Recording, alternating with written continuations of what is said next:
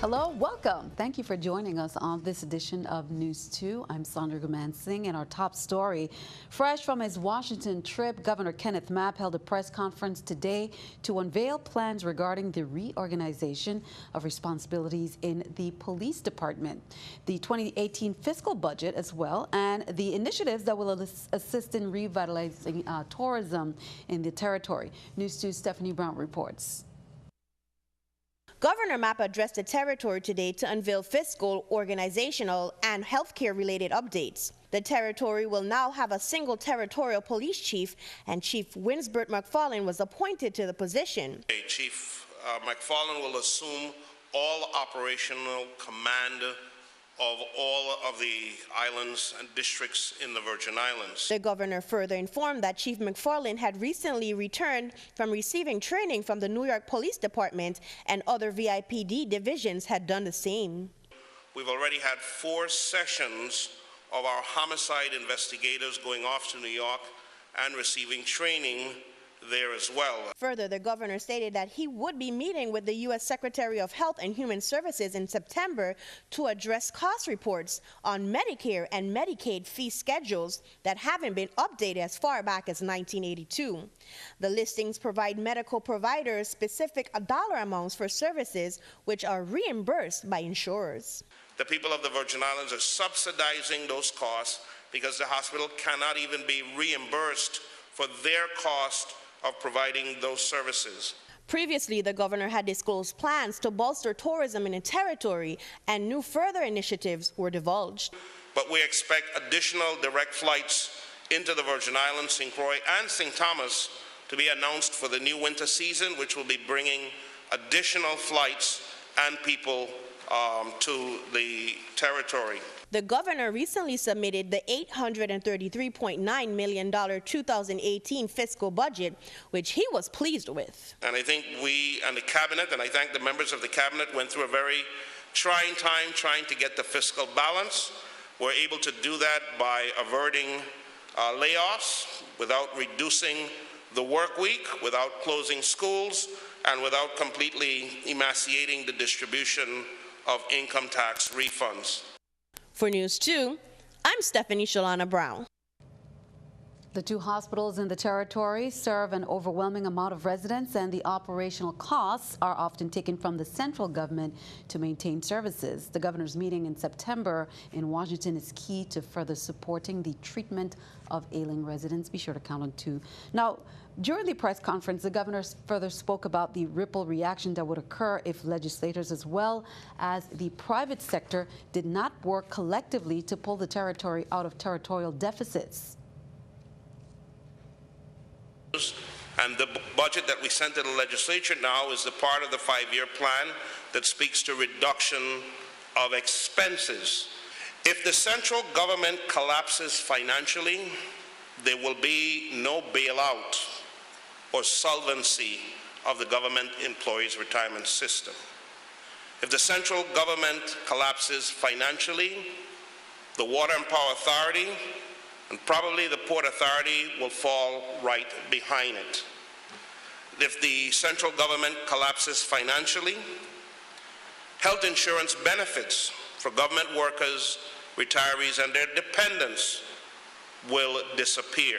But those are just realities, and there'll be untold pain and suffering throughout this territory of the Virgin Islands, and that we're going to have to hold off on our individual interests so that collectively as a territory, we're going to get to a better place.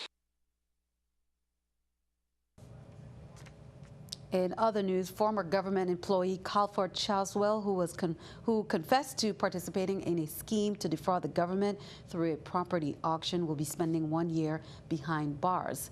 In a brief statement following the sentencing, Attorney General Claude Walker said Chaswell's conduct was a disgraceful violation of the people's trust. I thank the Inspector General Stephen Van Beverhout and his team of agents and auditors for their partnership with the Attorney General's office. Together, he said, we will continue to target target public corruption in the Virgin Islands and hold government officials accountable who have been found to have misused the people's precious resources. Charles Well, 51 of Anna's Retreat, pleaded guilty to a single charge of conspiracy based on a plea agreement he entered into with prosecutors, and in return, the other 13 charges he faced were dismissed with prejudice. On Monday, Charles Well stood before VI Superior Court Judge Michael Dunstan for his sentencing. He said, "I made a mistake." Charles Well told the court when given an opportunity to speak on his own behalf, "I'm sorry for letting the Lieutenant Governor's office and my family down." In accordance with the plea agreement, Judge Dunstan punished Charles Well to 3 years incarceration with all but 1 year suspended with credit for the 1 day he served in jail when he was arrested, while chiding him for his office to further the fraudulent scheme. Charles Well has also been sentenced to 2 years of supervised probation. He was ordered to complete 100 hours of community service and pay $675 in fees and court costs within the first year of his probation. Charles Well was permitted to report to the Bureau of Corrections on Monday, July 31st, to begin serving his sentence.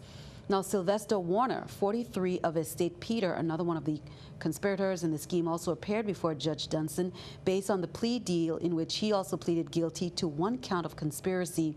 Judge Dunstan sentenced Warner to supervised probation for a period of 1 year and ordered him to pay $575 in fees and court costs within the first 6 months of his probationary period. A third co-conspirator, Paul Sabers, 66, pleaded guilty Monday morning to 1 count of compounding a crime and was sentenced to a suspended jail term of 90 days supervised probation for 1 year. On March 31st, Edward McKenzie, a 4th man who was involved in the plot, pleaded guilty to 1 count of compounding a crime and was sentenced to a suspended jail term of 90 days, supervised probation for 1 year, and 100 hours of community service. The 4 men were arrested in November 19, 2015, following an investigation by Nicholas Peru, special investigator in the Office of the Inspector General, into a property auction scheme which occurred during an August 30, 2012 property bid conducted by the Office of the Lieutenant Governor. While the supporter of gubernatorial hopeful Albert Bryan struck back to a blog post by a local journalist, the blogger alleged that Bryan was involved in the Virgin Islands Department of Justice case that alleges that the 2 former Bureau of Motor Vehicles employees, as well as outside contractors, stole over $2 million of Homeland Security funds to have the territory become in compliance with the Real ID Act.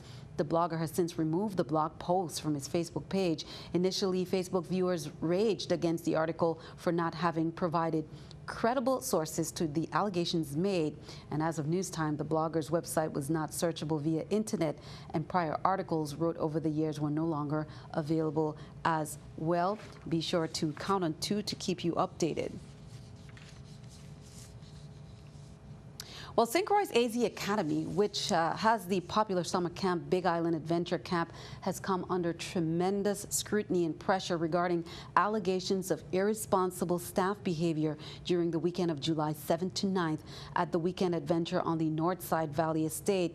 The accusations involve alcohol and drug use as well as sexual misconduct among camp teenagers. According to AZ Academy Executive Director Paula Heller, upon being notified of these allegations Wednesday evening, July 19th, AZ immediately began to gather facts and continue to thoroughly investigate what occurred that weekend. AZ has engaged the widely respected former federal prosecutor Gordon Rhea, Esquire, as counsel to ensure AZ's investigation is as thorough and well-guided as possible. Police say on July 22nd at approximately 9:32 p.m., citizens called 911 reporting that several shots were fired in the Smith Bay area. Patrol officers confirmed that a male was struck multiple times about the body while sitting in his vehicle. Here's more from VIPD. Upon arrival, patrol officers confirmed that a male was struck multiple times about the body while sitting in his vehicle. The major crime unit detectives observed a black male who appeared to have sustained injuries due to the incident and were being transported via ambulance to the Snyder Regional Medical Center emergency room for medical attention. The detectives later traveled to the Snyder Regional Medical Center and made contact with the victim, who was a black male who sustained multiple gunshot wounds about the body and was being treated for said wounds. Anyone having information about this crime, please contact contact the Virgin Islands Police Department at 340-774-2211, the Major Crime Unit at 340-714-9801. You can also contact Crime Stoppers at 1-800-222-TIPS or 911. Virgin Islands Police Department, they holded a recruitment drive this past Saturday at the Old Carib Home Center parking lot across from the Sunny Isles Shopping Center. VIPD is now seeking individuals who meet basic requirements, they say. You just have to be a U.S. citizen, be at least 21, high school graduate or GED holder, have a valid U.S. Virgin Islands driver's license. In order to be considered in the hiring process, candidates must be first pass the police officer written exam, also the police entrance exam. The sign-up period is August 7th to August 18th. Exam dates are September 18th to the 22nd. Now, that recruitment drive was an opportunity to meet members involved in the recruitment process and ask some questions. The VIPD various units displayed resources and assets from within the department, as well as answer questions. There was entertainment, food, soft drinks, giveaways, games, and more. Well, the driver of that tractor trailer, James Bradley Jr., was in federal court Monday. He's charged with knowingly transporting illegal aliens at a Walmart. Sunday morning, police say 8 people were found dead inside the trailer parked there. 2 others have since died. Officers also found 30 undocumented immigrants suffering from overheating. Temperatures inside were thought to be well in the triple digits. San Antonio Fire Chief says many will have irreversible brain damage. Also, another update, President Donald Trump unleashed a blistering critique of the Affordable Care Act at the White House on Monday and ratcheted up the pressure on Senate Republicans to keep their campaign promise to repeal and replace the law. Speaking on the eve of the Senate critical vote that could seal the fate of Republican efforts to repeal Obamacare, Trump drew on the stories of struggle of Americans who joined him at the White House to remind Republicans of their 7-year-old promise to repeal and replace Obamacare. Well, keeping our eye on the economy, Bush Brothers and Company, they're voluntarily recalling some of its baked bean products. The recall affects certain 28-ounce cans of Bush's brown sugar hickory baked beans, country-style baked beans, and original baked beans. Bush Brothers began the recall this weekend due to potentially defective side seams on the cans. The company blamed the problem on a possible temporary quality issue from one of its can suppliers. Bush Brothers says the problem has been corrected and no illnesses were reported in connection with that recall. The company is working to remove affected products from store and warehouse shelves, and they're asking customers to throw away affected cans. Let's take a look at the numbers there. You can see the Dow down 66, NASDAQ up 23, S&P 500 also down. Coming up on News 2, we have much more straight ahead, including a cold pot cook-off, lasagna, and much, much more. That's coming up next.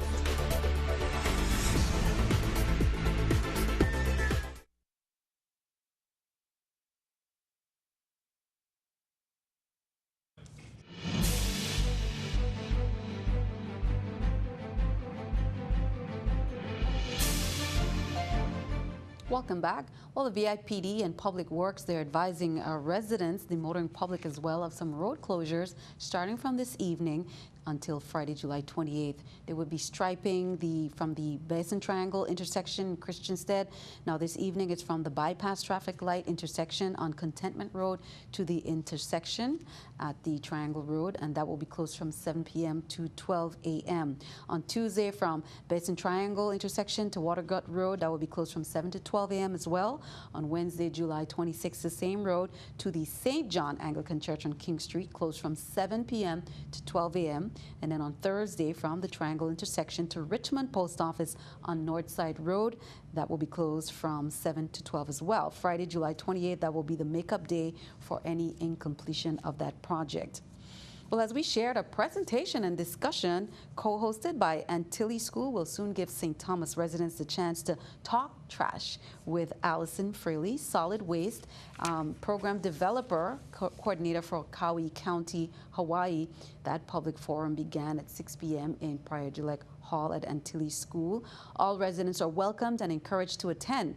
Now, during her visit to the Virgin Islands from the 24th, it's today, till the 28th, she will be meeting with Waste Management Authority as well, officials and VI senators. She will be participating in public forums, St. Thomas, St. John. The next one is Thursday, July 26, 1:30 p.m. in the Coral Reef Room at the Westin St. John. Thursday at 6 p.m. at the Tap Room in Mongoose Junction, St. John. And then Friday at 1:30 p.m. at the Guy Benjamin Community Center in Coral Bay, St. John.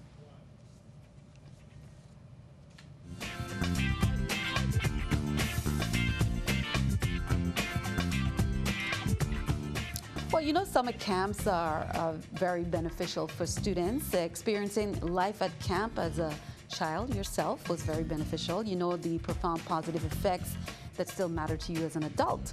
Well, it's not just fun and games, but you learn a lot of things you can't learn in the classroom on a day-by-day basis, as well as some socializing skills. Now, we caught up with the Current Terrace Summer Camp who are out and about the islands. Here's more.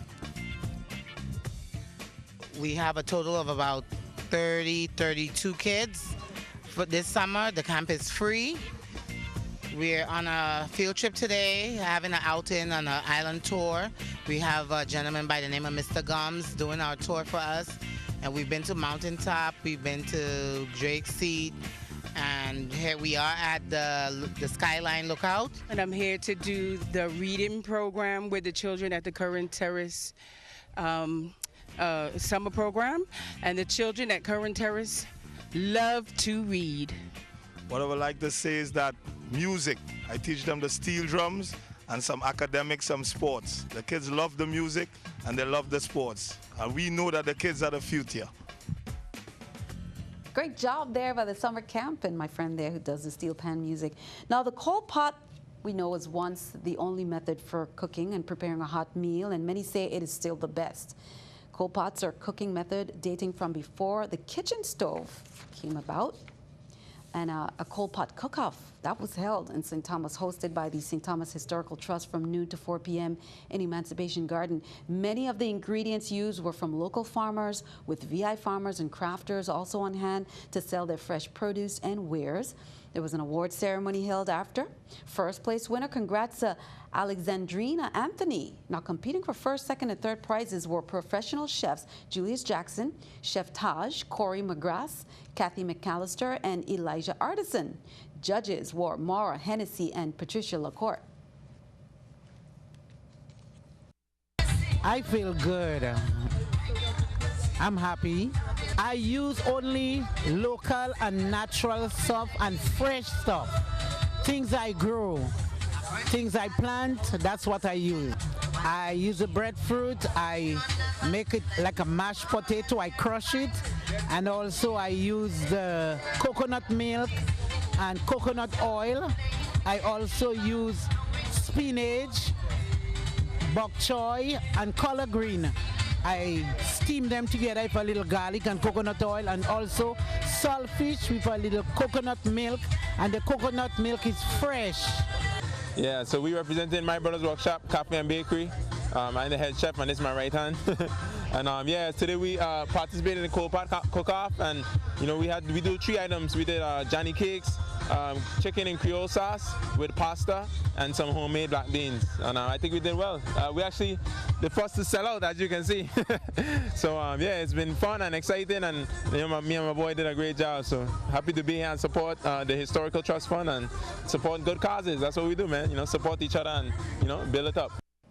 Congrats to them. Now, there were more opportunities to taste test there. The second annual lasagna extravaganza that kicked off, that was held on Sunday at Abbey Beach Bar in St. Thomas. Family Resource Center was happy to be the beneficiary. 7 chefs competed for bragging rights of who could make the best meat, veggie, or seafood lasagna. Brad Robbins, the organizer of the event, had previously hosted the event as a private competition between friends before expanding to include the public and raise money for Family Resource Center. Boom Cucina restaurant, they placed first, my friend Ann Hay, in the seafood category. Brad Robbins himself had the #1 veggie lasagna, and Dave, Super Dave, our former weather guy, Super Dave McDermott, had the best meat lasagna. There were many other participants, including my friend again, Marriott chef Killian Werner. Now, the lasagna extravaganza was well attended with several hundred people and pets enjoying food, drinks, and live music all afternoon. This event kicks off the beginning of an aggressive fundraising campaign for the agency, which finds itself, they say, at a loss after dwindling grant funding. Family Resource Center launches their annual Ask campaign via a crowdfunding platform called Generosity. The campaign can be found and shared online. You can go onto their Facebook page. Family Resource Center aims to raise $50,000 in 90 days to help meet their current budget shortfall. During the 90-day campaign, there will be several additional fundraisers on St. Thomas for the public to participate in, such as brunch, as SOS Restaurant, the Champagne and Shopping Sale, the Texas Society Chili Cook-Off, a Jeep Scavenger Hunt, and the October Sunday Beach Jam, all of which we'll tell you about as they come near. For more information or to volunteer, you can call the Development Director at 340-513-9245 or email frcdevelopment@gmail.com. Frenchtown Brewing Company, to wash it down with the lasagna, they celebrated their 2nd anniversary of craft beer production on St. Thomas. That was on Saturday in Frenchtown. Beer lovers stopped in to taste, tour, and celebrate another year of authentic island-hopped ales from about 6 to 11 p.m. The newest seasonal beer, the Anniversary Ale, was on tap, as well as the company's signature favorites, including Hop Alley IPA, Frenchy Farmhouse Saison, and 86 and Sunny Pale Ale. Frenchtown Brewing opened on St. Thomas in July 2015 on the 2nd floor of the Frenchtown Mall and have been well supported since then. Here's more from Kevin Brown on why the brewery stands out among the others. A little bit about Frenchtown Brewing. We started production 2 years ago. We're located right in the heart of Frenchtown.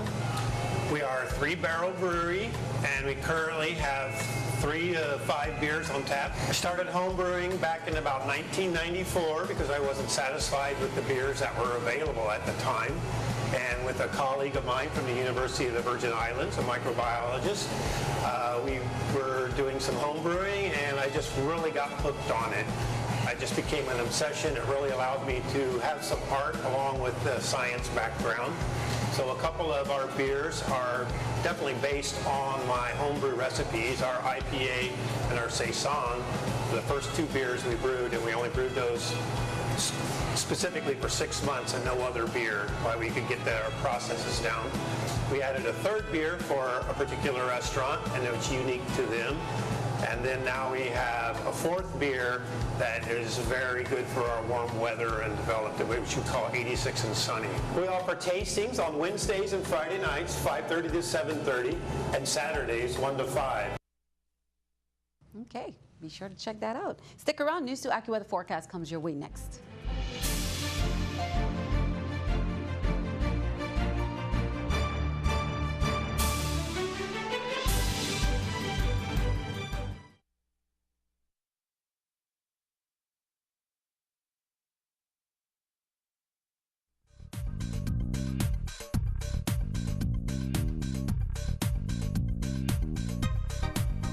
Well, we'll take a look here at conditions across the Virgin Islands, and you can see how we've got some clouds, a little bit of action showing up here as we've had just some moisture in place. We really do have quite a bit of moisture in place. Now for tonight, there could be a shower or 2 around, a temperature of 80 degrees.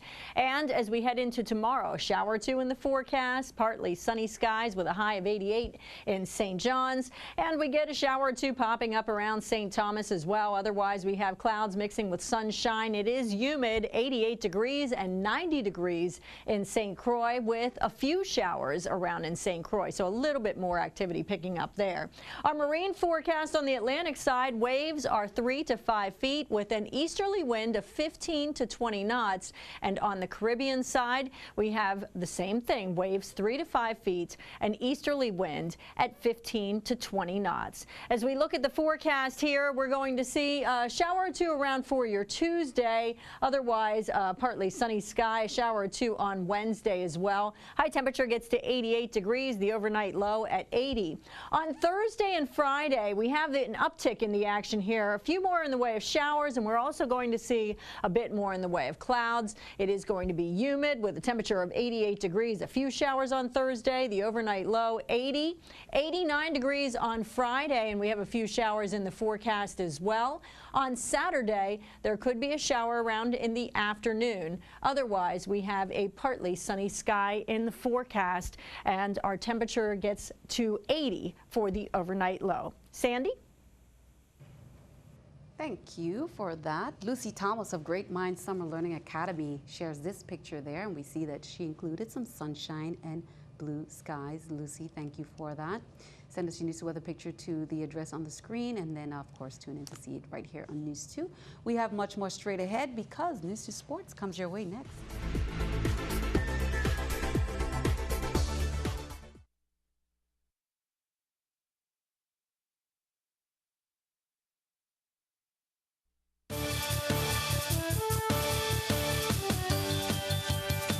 I'm Gary Anthony, and this is News 2 Sports. It was an action-packed weekend in the sporting world on St. Croix, full of awards, dedications, entertainment, and some fun hoop action.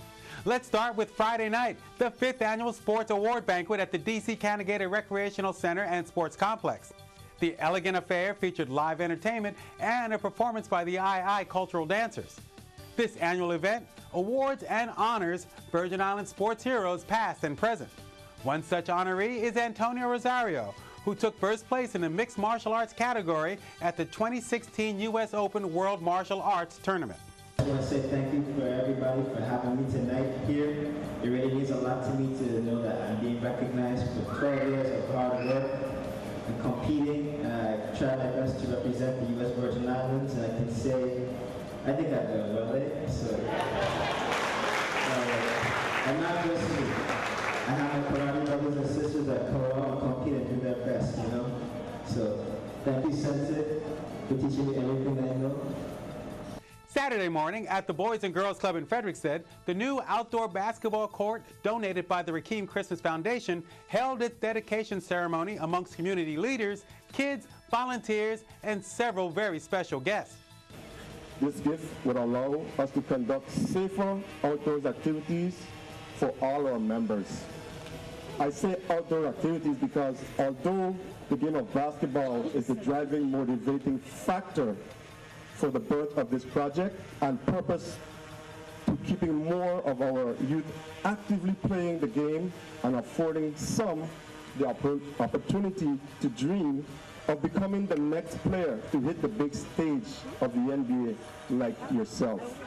We anticipate that this being the most beautiful attraction and haven would influence more youth and their families to gravitate to our facilities, increasing membership, resulting in program and organizational growth.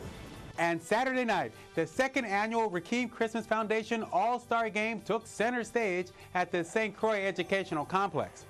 The extravaganza began with a three-point shooting contest, followed by a slam dunk contest. The game, it was a one-sided affair, with the St. Croix All-Stars going wire to wire for the win, 88-68. St. Croix was led by Christian Rasmussen, who drained 6 threes and finished with 22 points. Terrell Lake of St. Thomas led all scorers with 25. That's it for sports. Sandy, back to you. Great highlights, Gary. Nice to have Christmas in the VI back at home doing some good things. That's all for this edition of News 2. We'd like to thank you for joining us. I'm Sandra Gumansing. Have a wonderful evening.